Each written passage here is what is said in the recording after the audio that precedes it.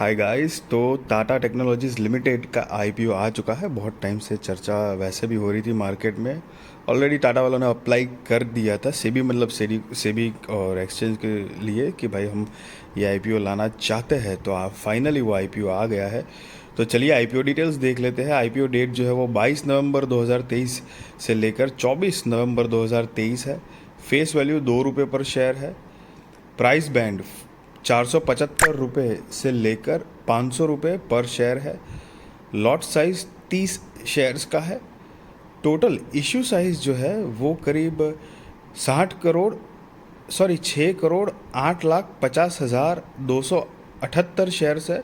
मैं रिपीट कर रहा हूँ गाइज, 6 करोड़ 8 लाख 50 हज़ार 278 शेयर्स, करीब 3,042 करोड़ 51 लाख रुपए कंपनी जुटाने वाली है इस टोटल इश्यू साइज से। और सारे के सारे ऑफर फॉर सेल के ज़रिए आ रहे हैं। मतलब कि 6 करोड़ 8 लाख 50 हज़ार 278 शेयर, दो की फेस वैल्यू सही, और 3,042 करोड़ 51 लाख रुपए कंपनी जुटाएगी, जिसका बेसिस ऑफ अलॉटमेंट 30 नवंबर 2023 को होगा। और आपने आईपीओ में अप्लाई किया है तो 1 दिसंबर 2023 को रिफ़ंड की इन्फॉर्मेशन मिल जाएगी आपको। क्योंकि अगर आपका आईपीओ नहीं लगता है तो डेफिनेटली वो पैसे रिफ़ंड आ जाएंगे आपके पास। और अगर आपका आईपीओ लग जाता है तो शेयर्स जो है वो आपके डीमैट अकाउंट में क्रेडिट हो जाएंगे 4 दिसंबर 2023 को। लिस्टिंग डेट 5 दिसंबर 2023 है। Cut off time for UPI mandate confirmation शाम को 5 बजे 24 नवंबर 2023 को है। Issue type book built issue IPO है। लिस्टिंग एट BSE NSE है गाइज। मेन बोर्ड आईपीओ है गाइज ये। और जिसकी शेयर होल्डिंग प्री इश्यू तो कि 40 करोड़ 56 लाख 68 हज़ार 530 है। और शेयर होल्डिंग पोस्ट इश्यू भी 40 करोड़ 56 लाख 68 हज़ार 530 है। और ये जो फिगर्स है वो क्यों सेम है, क्योंकि एक भी शेयर मतलब फ्रेश इश्यूज़ के माध्यम से नहीं आ रहे हैं, OFS ऑफर फॉर सेल के ज़रिए आ रहे हैं। क्योंकि प्रमोटर्स अपना जो भी हिस्सा है वो उसमें से कुछ हिस्सा बेचकर सीधे सीधे पैसे उनके पास आएंगे, कंपनी के पास एक भी रुपया जाने वाला नहीं है। हालांकि मतलब टाटा ग्रुप है तो ऑब्वियसली मतलब मैक्सिमम चांस है कि ओवर सब्सक्राइब्ड हो जाएगा ये IPO. Because like nobody can like I mean समझ रहे हो, ट्रस्ट एक है टाटा के प्रोडक्ट, और एक ट्रस्ट लेवल मानी जाती है। तो एक आईपीओ हो या नॉर्मल स्टॉक हो, बहुत कम स्टॉक होंगे टाटा के शायद। एक TTML करके है जो मतलब एक तरह से काइंड ऑफ ऑपरेटर वाला शेयर बन जाता है। मतलब चलो, हालांकि उसकी तो बात नहीं कर रहे हैं, लेकिन इन जनरल वो उनकी जो इमेज है, उनका जो स्टॉक्स और उनकी जो प्रोफाइल है, अभी तक का जो टाटा ग्रुप का रिकॉर्ड है बिजनेस, स्टॉक्स और उनके इन्वेस्टर्स को रिटर्न देने के मामले में, वो जो जेन्यूनिटी के हिसाब से डेफिनेटली हायर चांस है कि ओवर सब्सक्राइब हो जाए। और वैसे जो भी स्टॉक मार्केट में आप थोड़े भी पुराने हो तो आपको पता ही होगा। तो जिनकी ये आईपीओ की जो रिजर्वेशन है वो QIB shares offered not more than 50% of the net issue है। Retail shares offered not less than 35% of the net issue है। NII HNI shares offered not less than 15% of the net issue है। और सो आप retail category में हो तो minimum एक lot के लिए तो अप्लाई करना ही है, जिसमें 30 शेयर्स आएंगे और 15,000 रुपये आपको जमा करने पड़ेंगे। रिटेल में ही मैक्सिमम आप 13 लॉट के लिए अप्लाई कर सकते हो। 390 शेयर्स आएंगे, 1,95,000 रुपये आपको जमा करने पड़ेंगे। SHNI कैटेगरी में हो तो मिनिमम 14 लॉट के लिए आपको अप्लाई करना है, जिसमें 420 शेयर्स आएंगे, 2,10,000 रुपये आपको जमा करने पड़ेंगे। और SHNI कैटेगरी में ही मैक्सिमम 66 लॉट के लिए आपको अप्लाई करना है, जिसके अंदर 1,980 शेयर्स आएंगे, 9,90,000 रुपये आपको जमा करने पड़ेंगे। और BHNI कैटेगरी में हो तो मिनिमम 67 लॉट के लिए अप्लाई करना है, 2,110 शेयर्स आएंगे, 10,05,000 रुपये आपको जमा करने पड़ेंगे। गाइज यहाँ पर ये जो SHNI और BHNI जो बताया गया है वो बेसिकली HNI का फुल फॉर्म होता है हाई नेटवर्थ इंडिविजुअल या तो इंस्टीट्यूशन आप काउंट कर सकते हो। और उसमें जिस आई मीन इंडिविजुअल्स के पास हाई नेटवर्थ वाले जो लोग होते हैं तो उनके पास एक कैटेगरी बनाई गई है कि ये स्मॉल एंड बिग करके, तो स्मॉल HNI और बिग HNI, तो वो एक कैटेगरी बनाई गई है। सो प्रमोटर्स की बात करें तो Tata Motors limited is the promoters of the company, right.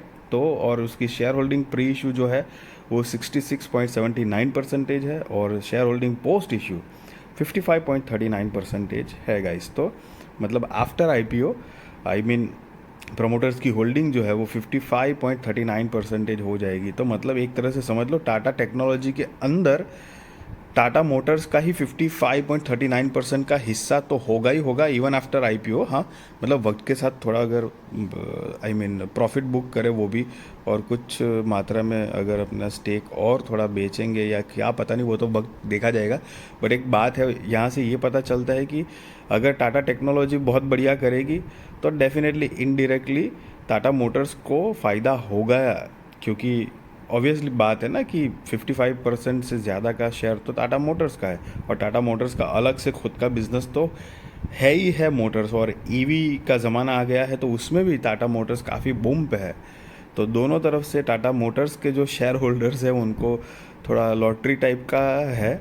चलो बिजनेस की बात करें तो टाटा टेक्नोलॉजीज लिमिटेड 1994 से इनकॉर्पोरेटेड है और leading global engineering services company है। They offer product development and digital solutions. This includes turnkey solutions to global original equipment manufacturers and their tier 1 suppliers. Tata Technologies aspire to create value for their customers by assisting them in the development of products that are safer, cleaner, and improve the quality of life for the end customers. With their deep domain expertise in the automotive industry, they have gained high expertise to serve clients in adjacent industries also, such as aerospace and transportation and heavy construction machinery. So guys ये कुछ company के business का brief idea हमने लिया है और थोड़ा सा और रह गया है, तो कि the operation of Tata technologies limited is spread globally. They bring together diverse terms from different parts of the world with verified skill sets to collaborate in real time and solve complex engineering problems. तो guys company का ये कुछ business है और साथ ही साथ में company के कुछ फाइनेंशियल्स भी है जो कि 31 मार्च 2021, 22, 23 और 30 सितंबर 2023 के है, और ये सारे के सारे फिगर्स इन करोड़ में ही है। तो रिसेंट वाले लेटेस्ट वाले हम फाइनेंशियल्स देखेंगे तो 30 सितंबर 2023 के अकॉर्डिंग जो टोटल असेट है वो 5142 करोड़ रुपए के आसपास है। रेवेन्यू 2587 करोड़ रुपए के आसपास है। प्रॉफिट आफ्टर टैक्स 351 करोड़ रुपए के आसपास है। नेटवर्थ 2853 करोड़ रुपए के आसपास है। रिजर्व्स एंड सरप्लस 2455 करोड़ रुपए के आसपास है। और गाइस बोरोइंग्स एक भी नहीं है, मतलब यहाँ पर है ही नहीं।